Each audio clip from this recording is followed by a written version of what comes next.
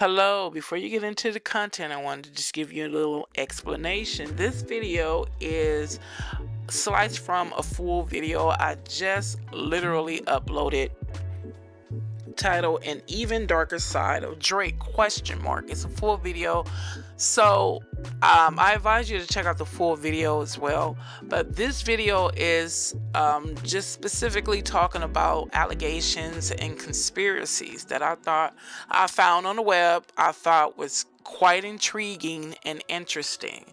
So check it out and check out the full video that I will attach to this video is in the description. Thank you, and thank you for your support. Now let's take a deep dive into these allegations that have circulated the web for years. Let's go. These are all allegations and conspiracies. Drake is the greatest character Aubrey Graham has ever played. That's what's circulating through the grapevine.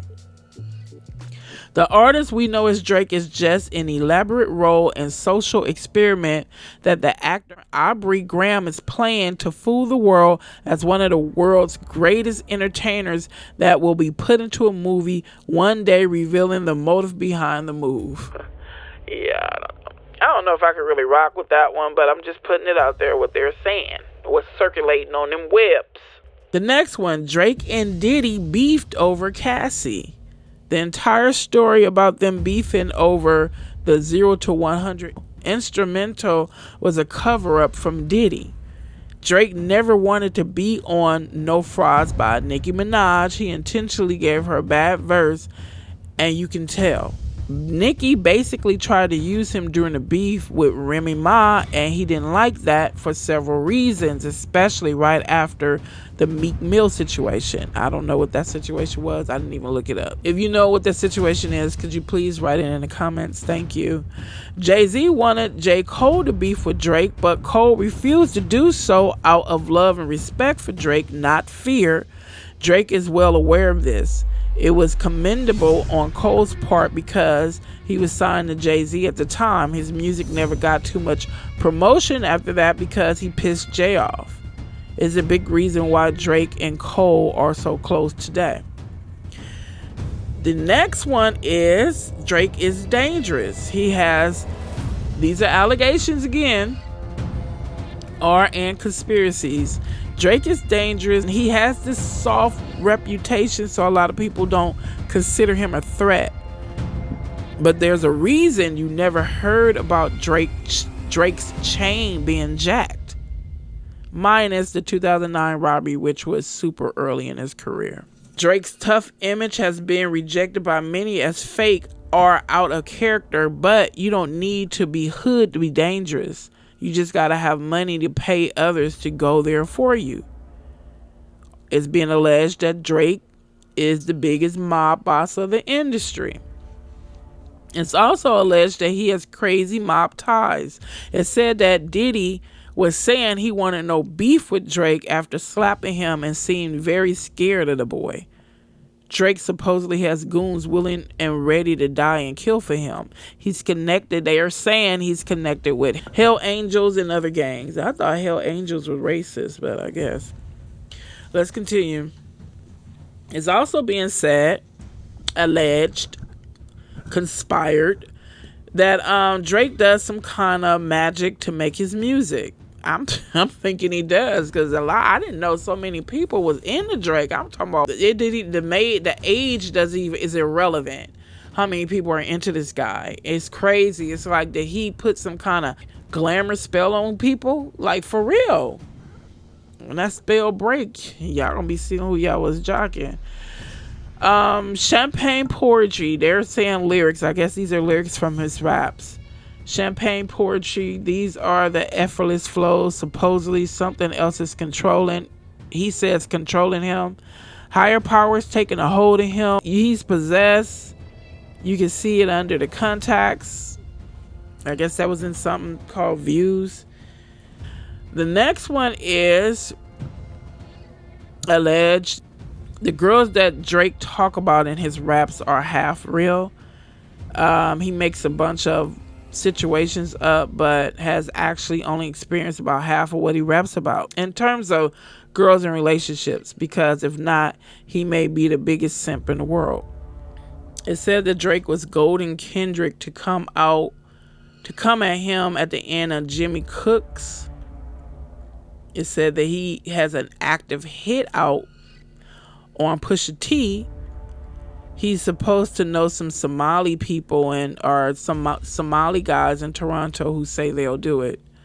These are allegations, folks. A lot of people are alleging, and there's a lot of talk. From what I've researched, there's a lot of talk. People think that he has something to do with XXXTentacion being killed. It's alleged that X wanted to leave Drake's label, which was a big deal because he made a lot of money. And it was well known that Drake and X had beef before his death, with X accusing Drizzy of stealing his style. Now, Williams' attorney alleges that Drake spoke on X's murder in the song On BS. Padilla has added academics to the subpoena list they have because they say that academic speaks on the case regularly on his platform. Mr. Allen, who goes by the stage name DJ Academics, posted on his podcast. Now, this I think his podcast was sometime last year, because the article came from last year. Posted on his podcast in December. On December 21st, where he openly discusses the case, acknowledges being served, and states, "I am not showing up to court to talk to y'all negresses. It is clear that nothing short of a court order will ensure Mr. Allen's participation in the deposition." Some say it's suspicious that before X was killed, X supposedly tweeted out, "If anything happened to me, Drake did it." I remember when that was being said when he got killed, that he tweeted that. They said that Drake was antagonizing X before having him allegedly whack. Drake stole his movement. The whole go do something nice. God's plan came from X, and I remember looking at a video of him doing that. I was like, wow, I didn't know he was that type of guy. I didn't know he was going around doing kind things for people. And then later on, you saw Drake doing it. Here's some excerpt from an article that I stumbled across talking about the X trial. He was murdered in 2018 in South Florida, and the trial will soon be, they said it would be in courts January 9th, 23. However, the request by one of the co-defendants accused of the killing to subpoena Drake has intensified, with his lawyer filing a formal request to have Drake and DJ Academics testify in court, claiming their alleged involvement. Padilla, the attorney for Dedrick Williams, one of the four men accused of fatally shooting X, submitted a request to Broward County Circuit Judge Michael Unson to have Drake and DJ Academics subpoenaed to court. The submitted document says the testimony of the said Aubrey Drake Graham is material to the case, and it is necessary to take the deposition of the said Aubrey Drake Graham to prevent the failure of justice. Many artists allege that Drake has stolen their styles and various other things. So I researched why a person would do that, other than the obvious, being envious, insecure, what have you. Listen to what I dug up. Drake hit up a DJ that I fuck with. He was like, "Yo, nigga Drake, watch your interview." He said he go call your manager within the next few days. Okay. So I'm amped up. Nigga, I fuck with Drake. Yeah. You feel me? Drake a genius. He was supposed to contact one of my managers, so he doesn't do it. That same week, bro. Demon just got up. I get my bro in the track. No, he just got in my back. Not even taking a track. I hear that like that. I'm like, what the? To further solidify what X described Drake doing to him, or well, X put Drake on blast. Again, you know, many artists allege that Drake has stolen their style.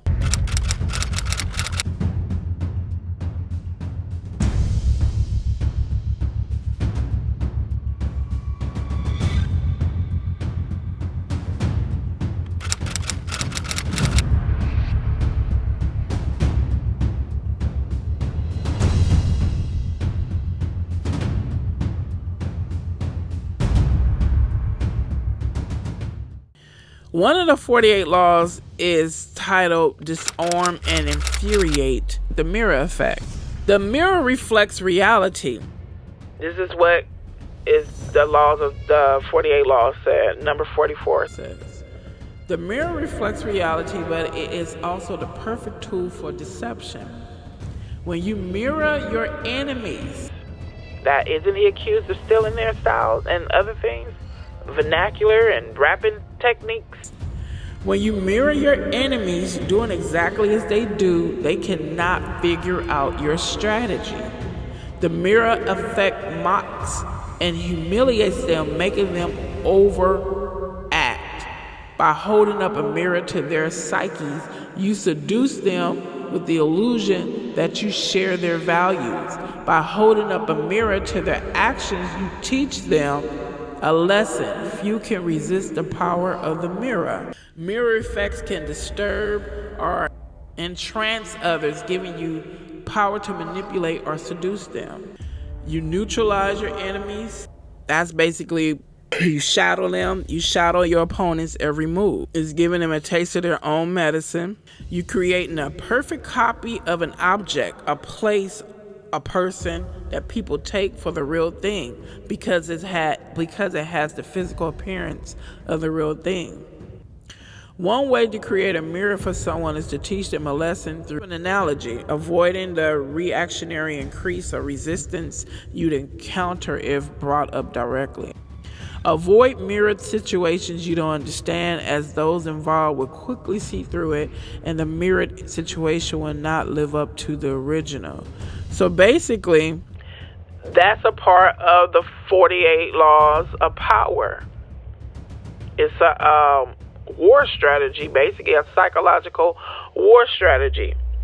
You start mirroring someone that you envy or hate, and you cause them to slip because they're tripping off. You psychologically, it's a psychological warfare, and it's evil.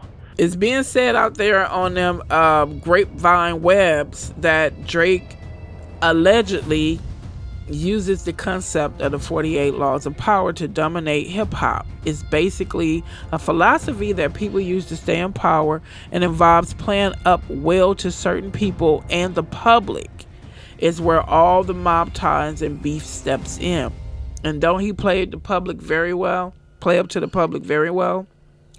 One of the key things about the philosophy is to avoid core strengths, which Drake has done clearly over the past few years, to the point I think he tries to purposefully make music that isn't his best and will just hit on the charts, so that charts that he himself doesn't see as good or any use for his talents.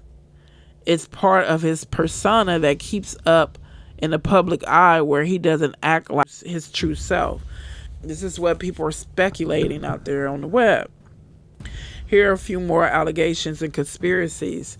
His career from 2014 on has been carefully crafted by entire camps and shops of both up and coming up tier rappers, producers, engineers, etc. that almost entirely design all of his songs down to the T. All he does is learn the reference tracks, melodies, rhythms, and flow, adjust their lyrics, and run it back through the green lighting. People believe Drake's symbolism of the owl has to do with his worship of the deity named Molech. Brandon T. Jackson is a former actor, and he allegedly talks about Drake needing to stop worshiping the owl and stuff. Another allegation is Drake is one of the most dangerous rappers because of his connections in Canada, USA, UK, Jamaica, and some Arabic countries. And this person says when they say connections, they are not just meaning gangs. They say that it's being alleged that Drake has connections with some high-level government men. People have been alleging that, a lot of people in hip-hop, rappers and such, are, just, what do you call them? Plants, spies, or what have you.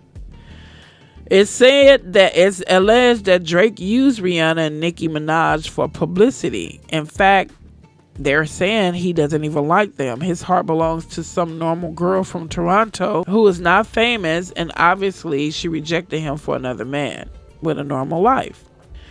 And they're also saying it's alleged that he was involved with his friend's murder. The friend name is Fifth Anthony Soares. He was actually the sub mixtape cover for Dark Lane demo tapes. He got shot and killed, murdered. The murderers were never found. Drake did not speak at his funeral. It said the senior police officials are privately expressing dismay that Drake has so far ignored a homicide detective's request to encourage witnesses to step forward to help solve Soares' killing, according to Toronto Star. Here's a video that's circulating on the web. Well, actually, it came from some Toronto, I think it was Toronto Star publication of the actual shooting.